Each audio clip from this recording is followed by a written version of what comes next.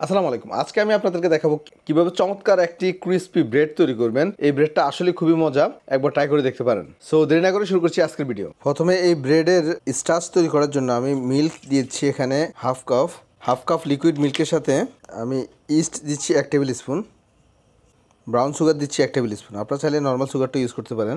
যেহেতু এটা একটা হেলদি ব্রেড, এই জন্য আমি ব্রাউন সুগারটা অ্যাড করেছি, ব্রাউন সুগার দিয়েছি। আপনারা চাইলে অল্প একটু হানিও দিতে পারেন। আর জাস্ট 2-3 ড্রপ ভ্যানিলা এসেন্স, ফ্লেভারটা একটু ভালো হবে, কারণ ইস্টের একটা গন্ধ থাকে। যারা ইস্টের গন্ধ সহ্য করতে পারেন তারা ভ্যানিলা এসেন্সটা না দিলেও চলবে। তারপর একটু হুইস্ক করে নিচ্ছি। ইস্টটা এইভাবে মিক্স করার পর তারপর একটা র্যাপিং পেপার অথবা একটা ঢাকনা দিয়ে 10 থেকে 15 মিনিট রেখে দিবেন। এতে করে ইস্টটা রিচ করবে, আপনার রুটির যে খামিরটা অনেক ভালো হবে, ফ্লাফি হবে। জাস্ট আমি এইভাবে 15 মিনিটের জন্য রেখে দিচ্ছি। আমি প্রায় 15 মিনিট পর খুলতেছি। দেখেন, এই যে দেখছেন কতটা ফ্লাফি হয়ে গেছে। ঠিক টেক্সচারটা এরকম আসা পর্যন্ত অপেক্ষা করতে হবে, তা না হলে কিন্তু ইস্ট কাজ করবে না। তারপর আমি এটার সাথে মিল্ক অ্যাড করতেছি, হাফ কাপ অর্থাৎ 1 কাপ মিল্ক। আগে দিয়েছি হাফ কাপ, টোটাল এখানে 1.5 কাপ মিল্ক আছে। দেন আমি এটা হুইস্ক করে নিচ্ছি। তারপর আমি লবণ দিচ্ছি 1 টিস্পুন। লবণটা একটু পরিমাণ মতো দিবেন, কোনো অসুবিধা নেই। আর লবণ কিন্তু আগে দেওয়া যাবে না, লবণ আগে দিলে ইস্ট কাজ করবে না। এই ব্রেডটার একটা ফ্লেভার আছে, এই ফ্লেভারটা হচ্ছে এই ব্রেডের মেইন টেকনিক। অল্প একটু অরিগানো দিবেন। আপনারা যারা অরিগানো সম্পর্কে অবগত না আমাকে কমেন্টস করে জানাবেন, দেন আমি অরিগানোর সম্পর্কে ডিটেলস বলে দেব। তারপর আমি 1 কাপ ময়দা দিয়ে দিচ্ছি, 1 কাপ এবং আরও হাফ কাপ, টোটাল 1.5 কাপ ময়দা দিয়ে দিচ্ছি। ময়দাটা দেওয়ার পর খুব কেয়ারফুলি মিক্স করতে হবে। আমি কিন্তু আজকে ব্রেড একেবারে কম করে বানাচ্ছি, যাতে আপনারা সহজে বানাইতে পারেন।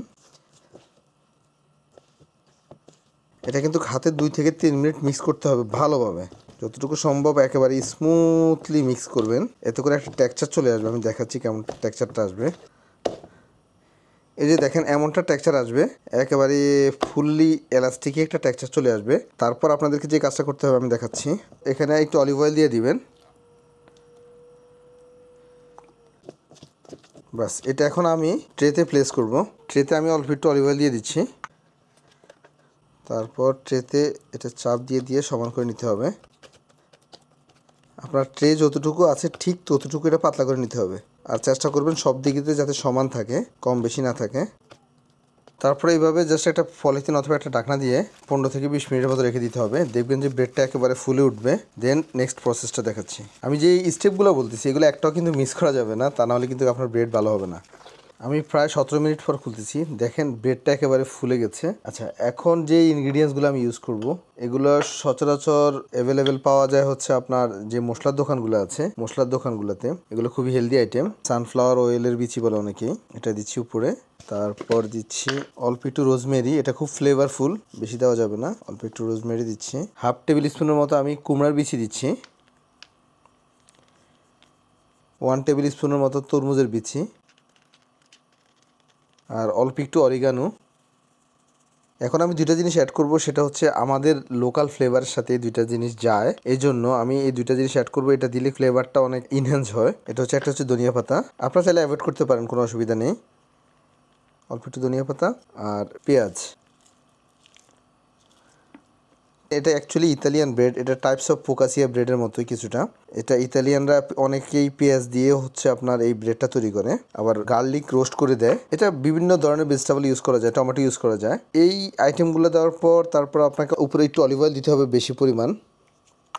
এখন আমি আসলে সচরাচর এই অলিভ অয়েলটা ইউজ করি। এটা প্রাইস একটু কম আছে, এটা বাংলাদেশে মনে হয় কম প্রাইজের ভিতরে অলিভ অয়েল এটাই আছে, প্রায় 1700 টাকা লিটার। উপরে একটু অলিভ অয়েলটা একটু বেশি দিতে হবে। তারপর যেটা করতে হবে, জাস্ট হাতের আঙ্গুল দিয়ে এভাবে চাপ দিয়ে বসিয়ে দিতে হবে।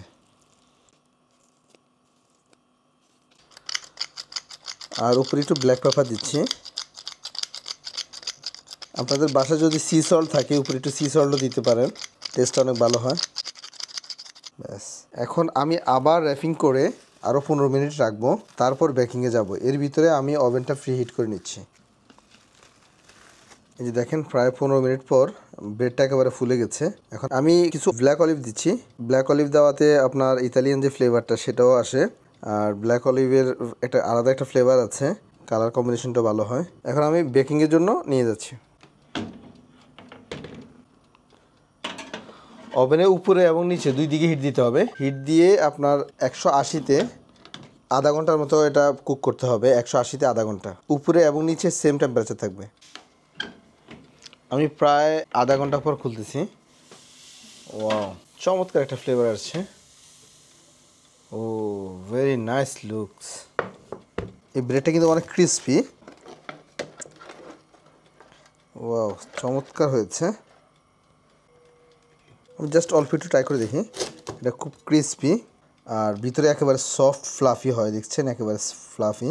আর এই ব্রেডটা যদি একবার ট্রাই করেন, আমার মনে হয় এই ব্রেড আপনারা সবসময় ট্রাই করার চেষ্টা করবেন। এটা খুবই চমৎকার একটা ব্রেড। এই যে দেখেন কতটা ক্রাঞ্চি হয়েছে। এই ব্রেডটা আমার খুবই পছন্দের। বিসমিল্লাহ।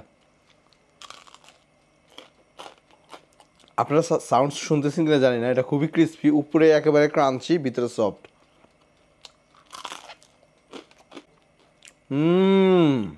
সত্যি অসাধারণ। আমার জন্য দোয়া করবেন, আরও ইন্টারেস্টিং ভিডিও যাতে আপনাদেরকে উপহার দিতে পারি। আল্লাহ হাফেজ।